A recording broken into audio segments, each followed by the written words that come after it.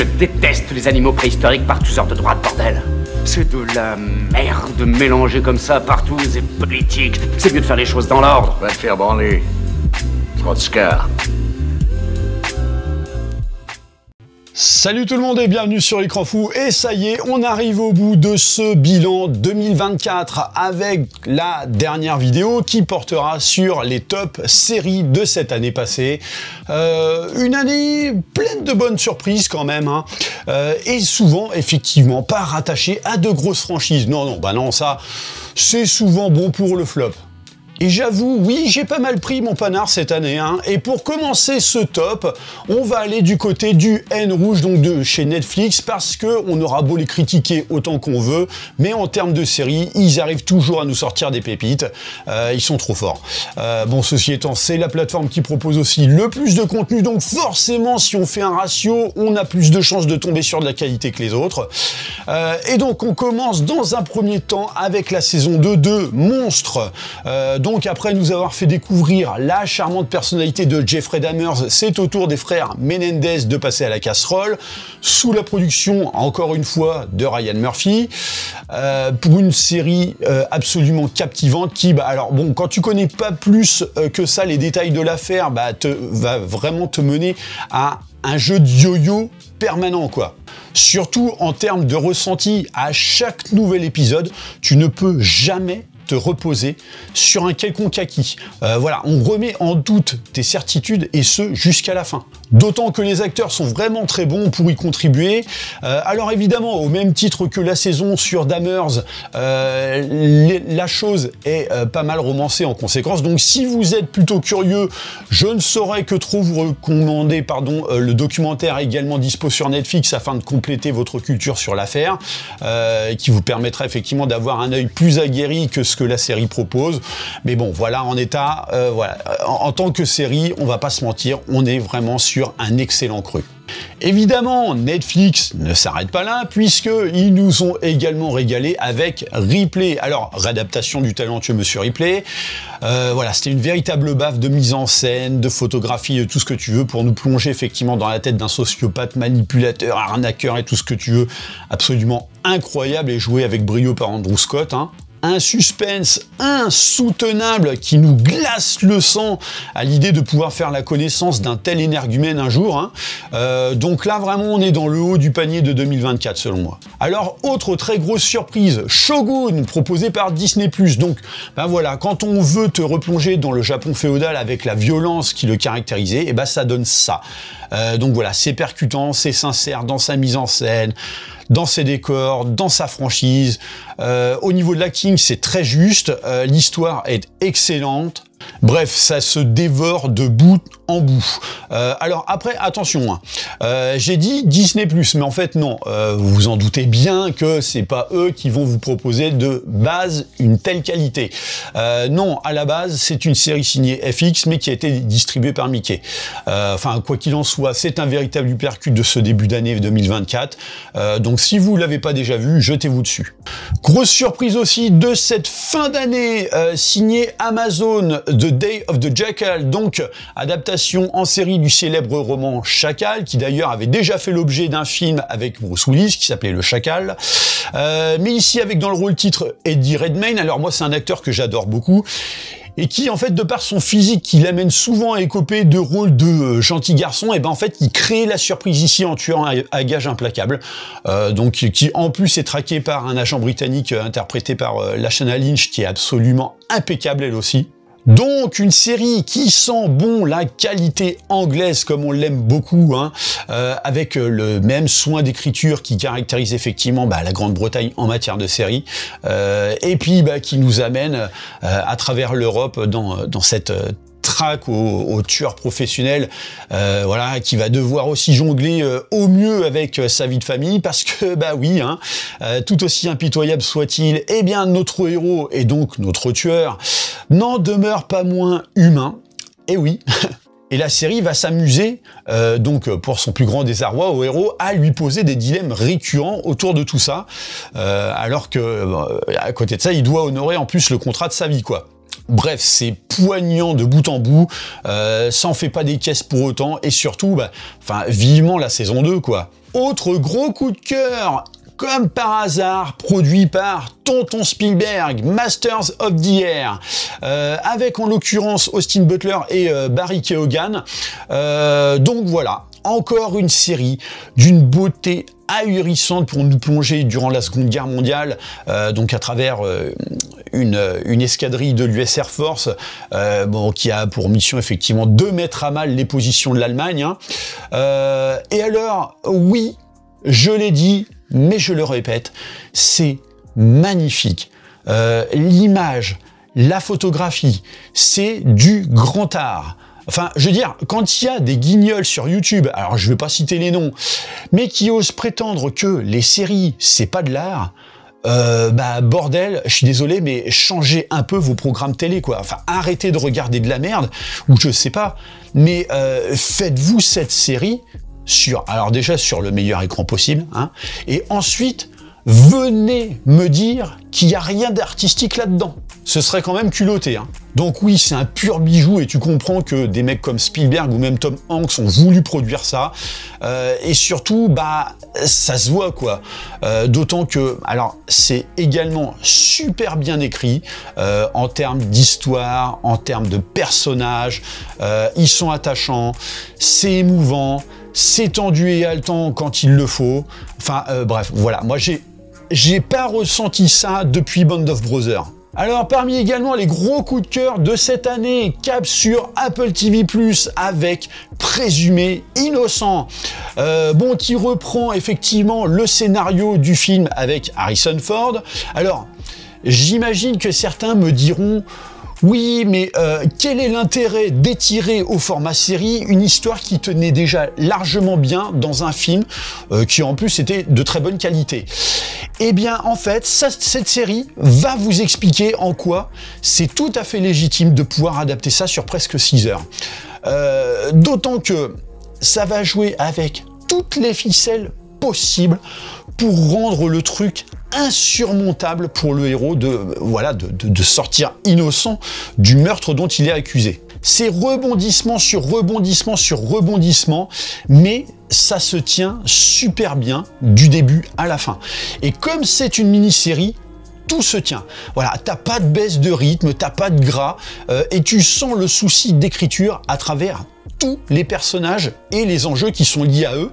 Voilà, donc on n'est pas concentré uniquement par exemple sur le personnage de Jack Gyllenhaal, mais aussi sur les autres, et notamment sa femme, donc interprétée brillamment par Ruth Negga, et donc effectivement tous les autres membres de la famille. Donc tout le monde joue super bien là-dedans, et surtout la force de cette série réside selon moi dans l'idée de ne surtout pas tomber dans le manichéisme facile.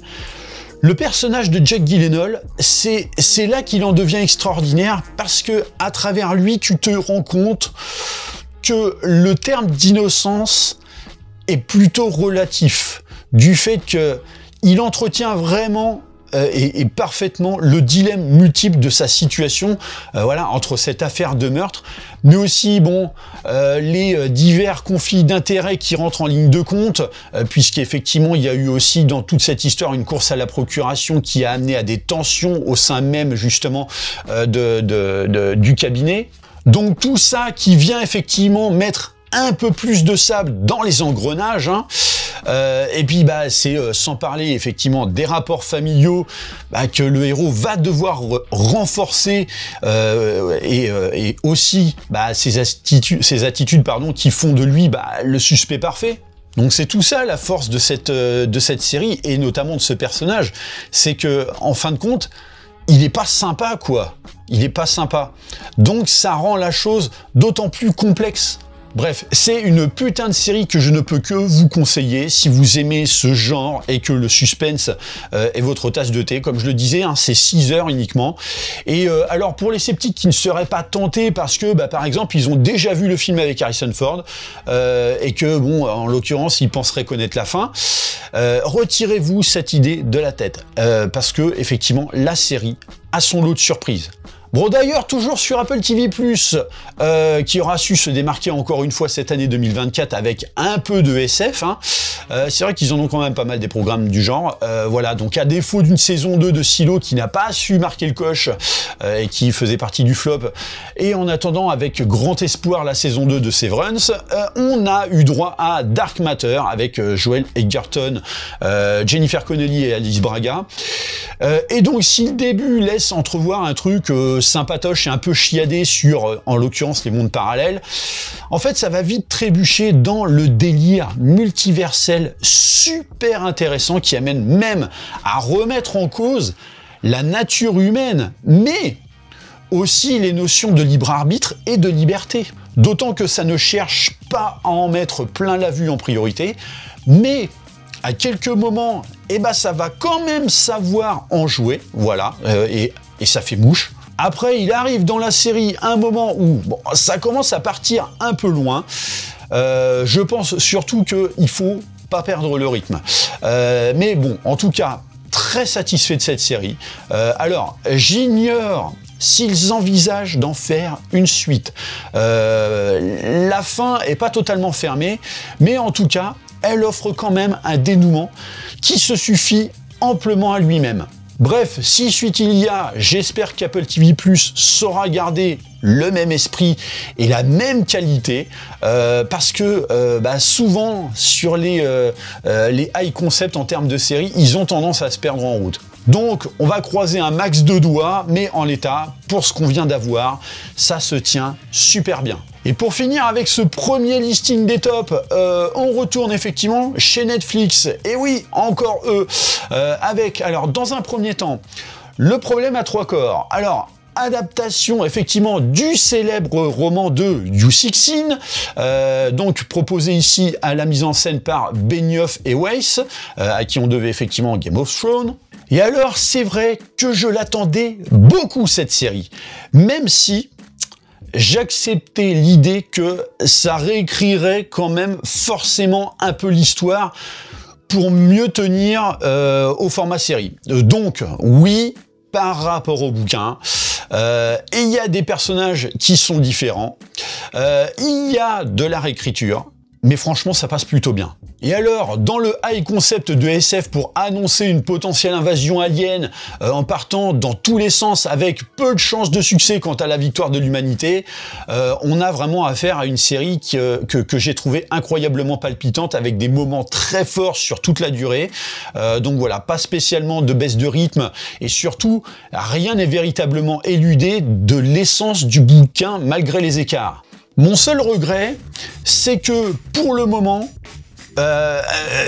une suite n'est pas encore dans les cartons. Mais Netflix avait un temps communiqué sur le fait que la suite, qui si on se réfère au bouquin suivant, devrait s'appeler La forêt sombre et La mort immortelle.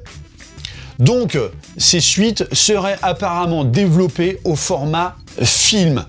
Donc je suis assez curieux de voir le truc, sachant que l'intrigue de ces suites amène inexorablement à un grand écart par rapport au premier bouquin, puisque normalement c'est censé prendre place en partie plus de 100 ans après. Donc on espère en tout cas que cette richesse thématique n'aura pas fait l'objet d'un one-shot. Voilà, ce serait vraiment du gâchis, donc on s'impatiente d'en découvrir des nouvelles. Mais vu la densité et la richesse des bouquins, tenir en un seul film, ça risque quand même d'être compliqué. Maintenant, à voir, puisque effectivement, Netflix aime aussi beaucoup développer les fins de ses séries, mais au format film. Voilà, on l'a vu, alors c'était avec Downton Abbey, et puis en l'occurrence, on va l'avoir également avec Peaky Blinders. Donc affaire à suivre. Et l'autre dernière série de ce top, donc une mini-série, encore de chez Netflix, Mon petit renne. Ce truc, c'est l'angoisse à l'état pur. C'est ahurissant à quel point on peut tomber dans un enfer pareil. Et pourtant, c'est basé sur une histoire vraie. Donc histoire vraie où un jeune barman, donc en voulant être plus ou moins gentil avec une femme au physique et à l'attitude grossier, surtout par pitié, va finir par en être la proie, parce que cette femme est évidemment une psychopathe, harceleuse, menteuse, compulsive et tout ce que tu veux au point d'en devenir dangereuse. Et alors, la force de cette série, en plus de faire froid dans le dos, très clairement, c'est de montrer à quel point la nature humaine pose de manière systémique des bases de vulnérabilité auxquelles on ne peut hélas pas lutter, notamment quand on a de base un bon fond, quoi.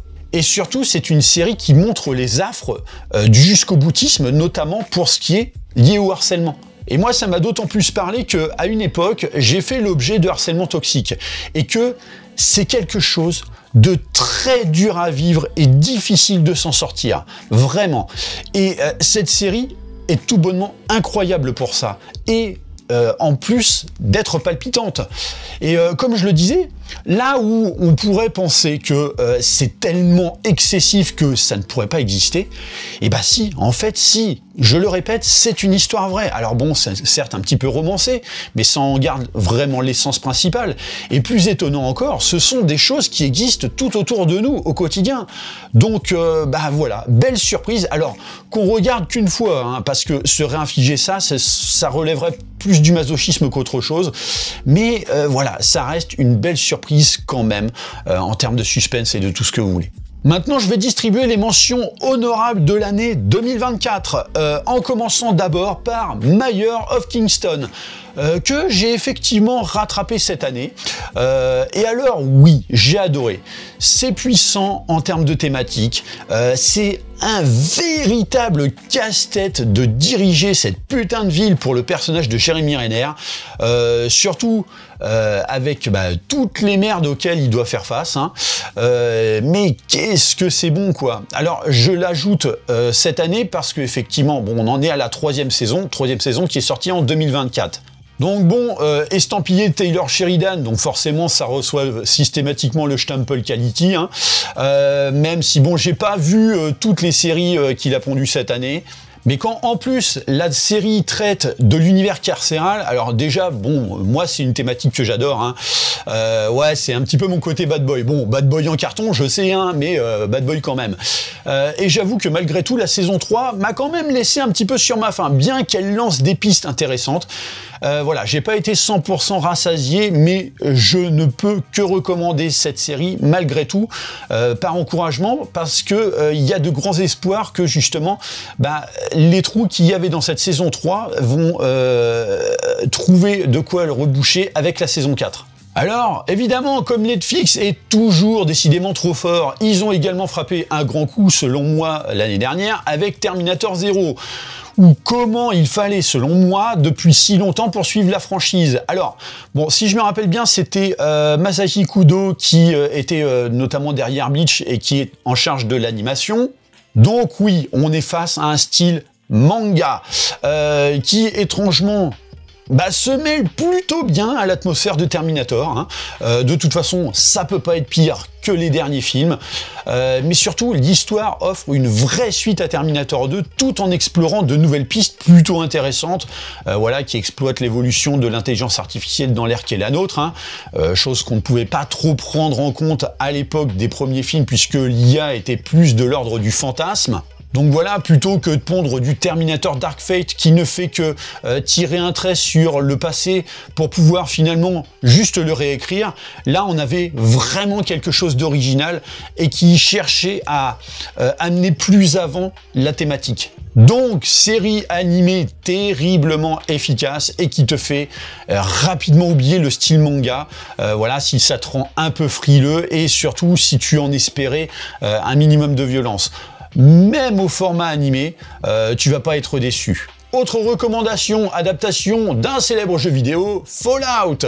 Alors que je ne connaissais pas du tout, en tout cas je connaissais pas le support d'origine, mais j'ai pris un panard. Donc totale découverte. Et alors bon, si j'en crois un petit peu les personnes autour de moi qui connaissent plutôt bien le jeu, Fallout en fait c'est la preuve qu'on peut adapter de très bonne manière un jeu vidéo. Eh oui, vous savez le mythe de l'infaisable. Eh bien oui, c'est possible. En série, ça marche et donc en voilà la preuve. Donc série à la thématique super riche, avec des personnages excellents, t'as de l'humour, t'as de l'action, t'as des bons décors, pas trop de ventre mou, ça va, et surtout une fin étonnante. Donc ouais, j'ai vraiment bien aimé la proposition et ouais, je le cache pas, j'ai plutôt hâte de découvrir la suite si toutefois il se décide à en faire une. Hein. Bon, normalement la fin est ouverte, donc on croise les doigts. L'autre recommandation de cette année, Hellbound saison 2, donc série Netflix. Alors, la première saison m'avait laissé sur ma faim, surtout quand on voyait comment elle ouvrait le champ des possibles, et cette saison y répond allègrement. Alors attention, hein, tout n'est pas parfait. Voilà, je déplore encore le fait que la série, par exemple, aborde trop peu le contexte à l'échelle internationale, puisque, alors, pour ceux qui l'ignorent, en fait, Hellbound, ça raconte comment certaines personnes voient un jour la visite d'une, entre guillemets, entité spectrale leur annoncer la date de leur mort prochaine, ce qui est ici synonyme d'un avertissement qu'on est voué à l'enfer, c'est pas de chance, hein. Et donc le jour J, eh bien ces personnes sont donc traquées par 3 monstres de l'enfer qui viennent chercher leur âme, et pas de la manière la plus délicate, j'aime autant vous le dire. Et donc forcément, de ce contexte qui a fini par être médiatisé, eh bien de nouvelles croyances et des groupes religieux et politiques vont voir le jour, voire carrément donc des fanatiques sectaires, hein, qui tentent à se servir de tout ça pour asseoir un petit peu leur domination sur la population. Sauf qu'un jour, en fait, il va y avoir un nourrisson qui reçoit la visite d'un spectre qui lui annonce sa mort, et donc le tout enregistré par sa mère sur son téléphone. Donc forcément, une situation qui risque de mettre un petit peu à mal toutes les croyances établies autour de ce phénomène, notamment quant à l'idée que un nourrisson soit déjà condamné à l'enfer à seulement quelques mois d'existence. Et oui, c'est vrai, malheureusement, la série se concentre uniquement sur comment tout ceci est perçu en Corée du Sud. Mais à l'échelle internationale, on n'en sait pas plus malheureusement. Néanmoins, la saison 2 ouvre de nouvelles portes et bouscule davantage les idées avec un final qui remet vraiment une pièce dans la machine à suspense dans l'attente d'une saison 3. Hein. Non, là, ils ont été sadiques, ils ont vraiment été durs de nous couper la chic vraiment de la sorte, parce que quand tu vois l'ampleur du truc, tu te dis, ah ouais, quand même, quoi. Donc, oui, vivement la suite. Et pour finir, puisque j'en avais pas parlé, vu que c'était les vacances déjà, et que en plus j'ai copé d'une bonne grippe qui m'a empêché d'en faire la review, Squid Game saison 2. Alors non, ça ne figure pas directement dans les tops, mais plus dans les recommandations, parce que pour moi Squid Game déjà de base aurait dû faire l'objet d'une seule saison. Voilà, même le showrunner le disait, et malheureusement les craintes que j'avais et que j'ai souvent quand une série cartonne, c'est que l'on étire le truc sur la longueur, même quand c'est surtout pas nécessaire. Et si pour le moment ça semble se tenir, j'ai peur que ça ne dure pas, hélas. Voilà, déjà j'avais peur que du fait du concept de base, la saison 2 en vienne à se répéter par rapport à la 1. Alors bon, j'ai eu tort quand même là-dessus de croire ça, parce que effectivement, déjà les 2 premiers épisodes sont juste oufissimes, notamment avec un affrontement qui rappelle énormément, comment ça s'appelle, 187 codes meurtre, notamment sur la fin du film. Hélas, une fois qu'on retourne sur l'île des jeux mortels, j'ai tendance à y trouver un truc particulièrement répétitif. Et ce, même si les jeux ne sont pas les mêmes. Et bon, les personnages sont moins intéressants pour moi que dans la saison 1. C'est-à-dire que dans la 1, tu pouvais les détester, mais tu kiffais les détester. Alors que là, ceux que tu détestes, ils sont imbuvables. T'y prends même pas de plaisir, parce que ce sont des clichés ambulants. Néanmoins, et c'est là la force de cette saison, c'est d'y avoir intégré le maître du jeu aux côtés du héros. Voilà, qui pose un véritable dilemme à tel point que parfois, tu t'interroges sur l'idée que, en fait, il est peut-être pas si mauvais que ça au fond. Et donc, bah, on bouscule ton positionnement moral en permanence avec ce personnage. Donc, pour moi, vraiment, il tient la saison sur ses épaules à lui seul, et d'autant que l'acteur est excellent. Alors si ce n'est cette fin un peu brouillonne qui appelle surtout à une suite dans les plus brefs délais, parce que c'est une tuerie de masse sur un épisode, c'est un peu long quand même. Mais toi, tu veux surtout savoir à quoi ça amène derrière. Et c'est vrai que le suspense reste insoutenable. Maintenant, bon, j'avoue, j'ai quand même des craintes, je le dis, voilà. Quand je vois que même un contenu sud-coréen se fait happer par les idéologies de Netflix, puisque, bon, en l'occurrence, le personnage transgenre, qui a beaucoup fait parler, a effectivement fait parler aussi, au point que même le showrunner a dû se justifier sur le fait que, bah oui, et ils ont dû utiliser un acteur cisgenre pour jouer un trans parce que oui, des trans en Corée du Sud, bah il y en a pas, voilà. Ou alors bah s'il y en a, ils sont très discrets, hein, parce que bon bah c'est la Corée, hein. Et que malheureusement, bah on lui a pas trop donné le choix, hein, dès lors que Netflix a commencé à vouloir cocher les cases de son agenda habituel à grand renfort d'inclusivité. Donc effectivement, le showrunner qui avait l'air de révéler que, entre guillemets, il est plus ou moins en train de se faire déposséder de son concept de base. Et moi, c'est mon inquiétude pour la suite, quand en plus du risque de trop tirer sur la corde, effectivement, le concept de la série finisse par ne plus du tout appartenir à son créateur, ou du moins finissent par ne plus le refléter, quoi. Bref, bon, ça restait quand même très sympa, donc affaire à suivre courant 2025, puisque la saison 3 arrive en 2025. Donc voilà, voilà la fin donc de mon top série 2024, avec donc d'un côté le top et ensuite les recommandations. Faites-moi part, vous, de votre côté, de vos comment dire, de vos préférences de l'année dernière. Voilà, faites-moi un petit peu votre listing, dites-moi ce que vous en pensez par rapport à tout ça. On en a fini effectivement pour ce bilan de l'année passée. Maintenant, on va pouvoir rattaquer en beauté justement sur ce que 2025 nous propose. Il y a du bon qui s'annonce, il y a du moins bon. On va en faire effectivement là aussi peut-être un petit bilan, probablement à travers un live prochainement, histoire de faire un petit peu le topo de tout ce que 2025 nous réserve. Donc voilà, en tout cas, n'hésitez pas à laisser des petits commentaires sous la vidéo, pensez à liker et partager la vidéo, pensez à vous abonner à la chaîne de manière à vous tenir informé des prochains contenus, et comme d'habitude, je vous dis à très bientôt pour une prochaine vidéo. Allez, bye!